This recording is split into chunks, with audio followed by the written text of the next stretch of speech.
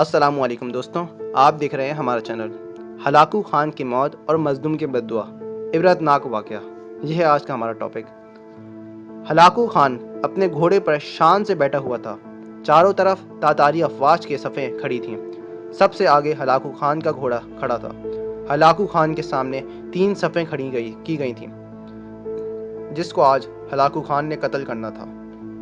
ان کے سر قلم کر دو، ہلاکو خان نے گرج کر کہا، اور جلاد لوگوں کے سر کاٹنے شروع ہو گئے، اور پہلی صف میں ایک کی گردن گئی، دوسرے کی گردن گئی، تیسرے اور چوتھے کی گردن بھی گئی۔ پہلی صف میں ایک بوڑھا غریب کھڑا تھا اور موت کے ڈر کی وجہ سے دوسری صف میں چلا گیا۔ پہلی صف کا مکمل صفایا ہو گیا۔ ہلاکو خان کی نظروں نے اس بوڑھے کو دیکھ لیا تھا کہ وہ موت کے خوف سے اپنی پہلی صف چھوڑ کر دوسرے صف میں چلا گیا تھا۔ ہلاکو خان گھوڑے پر بیٹھا ہوا تھا، ہاتھ میں لیمو لیے اچھال کر اس سے کھیل رہا تھا اور لوگوں کے قتل کا منظر دیکھ رہا تھا۔ اس کھیل سے خود کو خوش کر رہا تھا۔ جلادوں نے دوسری صف پہ تلوار کے وار شروع کیے۔ گردنیں آن کی آن میں گرنے لگیں۔ جلاد تلوار چلا رہے تھے اور خون کے فوارے اچھل رہے تھے۔ اس بوڑھے بابا نے جب دیکھا کہ دوسری صف کے لوگوں کی گردنیں کٹ کر اس کے باری بہت جلد آنے والی ہے تو وہ بھاگ کر تیسری صف میں کھڑا ہو گیا۔ ہلاکو خان کی نظریں بوڑھے پہ جمی ہوئی تھیں کہ اب تو تیسری صف آخری ہے، اس کے بعد یہ کہاں چھپنے کی کوشش کرے گا؟ اس بے وقوف کو میری تلوار سے کون بچا سکتا ہے؟ 100 انسان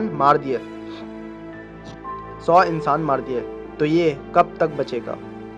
تیسری صف میں جلادوں کی تلوار بجلی بن کر گر رہی تھی۔ ہلاکو خان کی نظریں مسلسل بوڑھے پہ تھیں کہ کیسے وہ بے چین ہو کر موت کی وجہ سے بے قرار ہے۔ تیسری صف کے انسانوں کی گردنیں گر رہی تھیں۔ جلاد بجلی کی سی تیزی سے اس بوڑھے بابا کو پہنچا تو ہلاکو خان کی آواز گرجی، رک جاؤ، اس کو ابھی کچھ نہ کہو۔ بابا بتاؤ، پہلی صف سے تم دوسری صف میں بھاگ آئے، جب وہ ختم ہوئی تو تم تیسری صف میں بھاگ آئے۔ بابا اب بتاؤ، پیچھے تو کوئی اور صف نہیں بچی، اب کہاں جاؤ گے؟ اب تم کو مجھ سے کون بچائے گا؟ اس بوڑھے نے آسمان کی طرف دیکھا، پھر کچھ وقت بعد کہا، میں نے پہلی صف کو اس لیے چھوڑا کہ شاید میں دوسری میں بچ جاؤں، لیکن موت وہاں بھی پہنچی۔ پھر میں نے دوسری صف کو چھوڑا کہ شاید تیسری میں بچ جاؤں۔ ہلاکو خان نے لیمو کو ہاتھ میں اچھالتے ہوئے کہا، بابا کیسی خام خیالی ہے، یہ کیسی بہکتی باتیں کر رہے ہو؟ بھلا میری تلوار سے بھی کوئی بچ سکتا ہے؟ اس بوڑھے نے کہا، وہ اوپر والی ذات اگر چاہے تو ایک لمحے میں انقلاب آ سکتا ہے اور مجھے بچا سکتا ہے۔ کیسے بچا سکتا ہے؟ ہلاکو خان نے اتنے جوش میں کہا کہ اس کے ہاتھ سے لیمو گر گیا۔ ہلاکو خان چابک دست، ہوشیار جنگجو اور چالاک انسان تھا۔ ہلاکو خان گھوڑے کے اوپر گرتے ہوئے لیمو کے لیے خود کو جھکایا کہ زمین پہ گرنے سے پہلے وہ لیمو کو پکڑ لے۔ اس کوشش میں ہلاکو خان کا پاؤں رکاب سے نکل گیا اور وہ اس کوشش میں گھوڑے سے نیچے گر گیا۔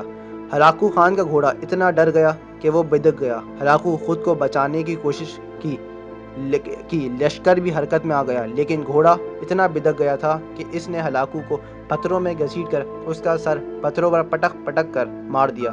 لشکر نے جب ہلاکو خان کا گھوڑا پکڑا تو اس وقت ہلاکو خان مر گیا تھا۔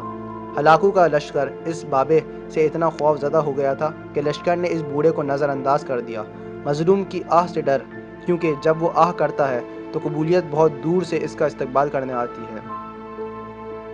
شکریہ۔ اگر آپ نے ابھی تک ہمارا چینل سبسکرائب نہیں کرا تو نیچے دیے گئے لال بٹن کو دبا کر ہمارا چینل سبسکرائب کر لیں تاکہ ہماری تمام آنے والی ویڈیوز آپ بآسانی دیکھ سکیں۔